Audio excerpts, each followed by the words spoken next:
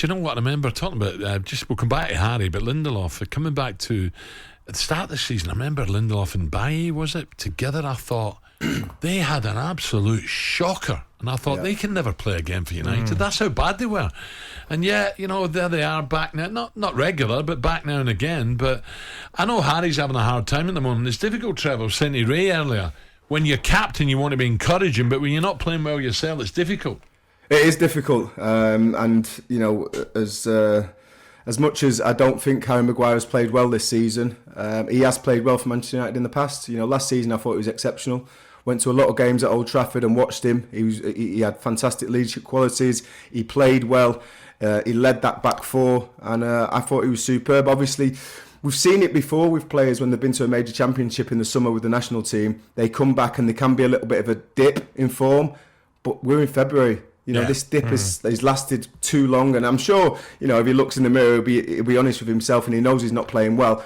But is that enough of a reason to take the captaincy off him and to give it to a centre forward? I'm not a big fan of giving captaincies to centre forwards. I just feel they're a little bit disjointed at times from the rest of the group, and to get information out there and to show them leadership quality. I don't think it should be with a centre forward, especially one of Ronaldo, which you've got to admit, out of possession he's not fantastic. I read something earlier, Ray, about that Harry got the hump a little bit. And it could be paper talk that the youngsters were looking up to Cristiano, and they're going to look up to. Of course they are. I don't. It's a no-brainer, isn't it? There's nothing wrong with that. I mean, we had players looking up to Thierry Henry when he was coming to his 29, 30. It's what you got to do. You got to see someone and say, I'd love to model my game on how he's doing. And Harry conducts himself every day in training. Harry prepares for games. Is that not what all experienced pros should be like? I remember Di Canio when he came in to West Ham, and he set a new standard for lads to try and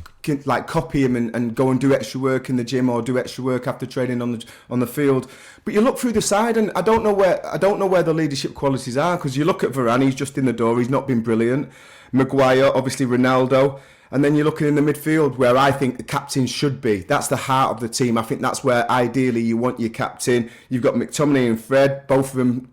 I think certainly with McTominay for Scotland, he's got leadership qualities, but he's not picked every week. Then Bruno, again, not really a captain material for me. And then you've got De Gea. And then, so I think there's a big problem at Manchester United with leaders anyway. Don't you think Ronaldo could do a good job if he was kept in or not? You wouldn't have him. Well, if he ran around out of possession, I would say that would be someone that you look at and say, but obviously what he's achieved in the game, the way that he trains, the way that he looks after himself, how professional he is. But then you've got to bring that to the pitch, and you can't just be talking and then all of a sudden you lose possession. And I was at the game a couple of weeks ago. He doesn't look interested. He's not the only one.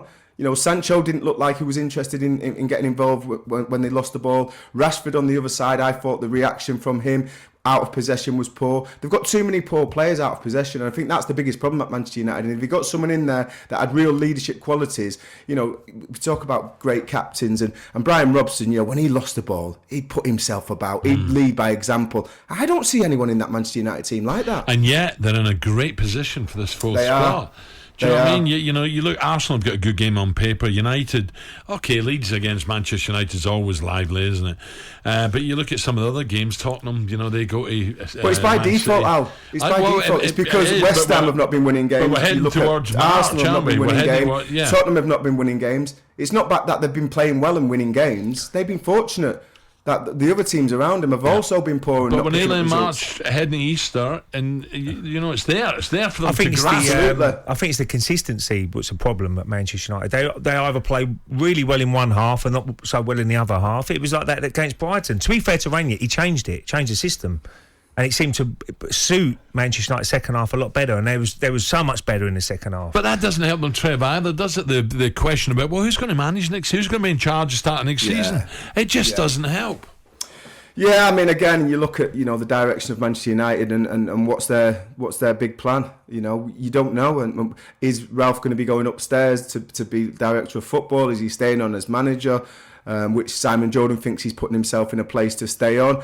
I think the players, for the players, it is uncertain because you don't know where the next manager's coming in or what direction the football club's going in. But I have to say, for me, when I've watched games, I was at the Southampton game, and You know, I mentioned it last week. He didn't look like he had the finger on the pulse when it comes to tactical changes, and Ralph Hasenhüttl will definitely give him a lesson on that day. Okay, right. By the way, Aubameyang made his, I think, he first start for Barcelona last night. They were 1-0 down Napoli and got back to 1-1. 1-1. Came off towards the end, I think, but, it's, okay, 1-1's not brilliant, but at the same time, it's not a defeat.